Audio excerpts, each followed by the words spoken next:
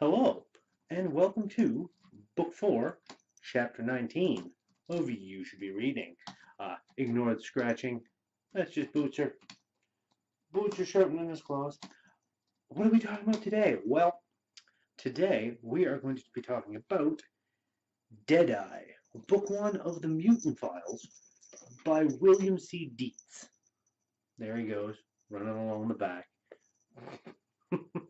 uh, Now, this book is interesting, not only because you've got the name of the title down here and the name of the author quite big. You got this badass-looking lady cop here, and the whole Mutant Files thing, the cover art alone, it kind of grabbed my attention. So I was wondering what it's about. Checked it out, and it is about the year 2038, or after that, actually. An act of bioengineered terrorism.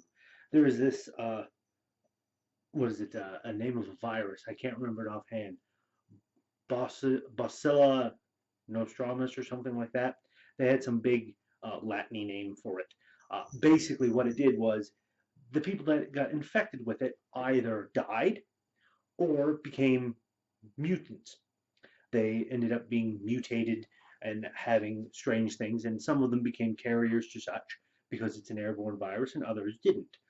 But that ended up causing a lot of trouble, decimating humanity on Earth, and having sections where mutants simply weren't allowed or had to be wearing like hazmat gear, some sort of masks to keep it from spreading, and so on and so forth. So in that type of a world, this is set in Los Angeles and Texas. There's some travel back and forth. You've got Detective Cassandra Lee, whose father was killed by a serial killer known as the Bone Breaker, I believe. Yes, the Bone Breaker. And she gets involved in a kidnapping case where the daughter of this high positioned religious figure in the Church of Human Purity gets kidnapped and brought into the red zone, which is where the mutants live, or one of them. And she has to go in and rescue her. And she has a partner, another detective. Where is it here? Deputy Ras Omo, who is a mutant himself, living in that area in the red zone. That he becomes her new partner. And there's all kinds of fun things that happen. Now, it's a very quick read.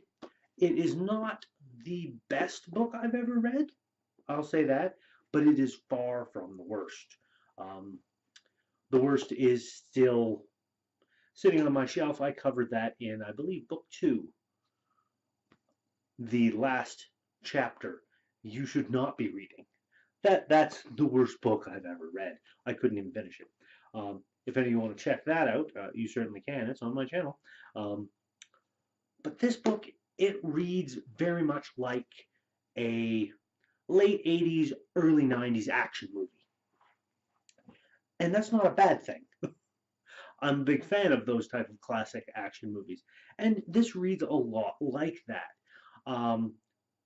It took me a couple of chapters to get into it, but after that, I was fine and hooked. Those first couple chapters, I thought they were going to be doing something else than what they were going to be doing. It almost threw me for a loop in a way, but not quite. So kudos to Mr. William C. Dietz. I'll definitely be checking out the next book in his Mutant Files, maybe checking out some of his other work. But this one was good.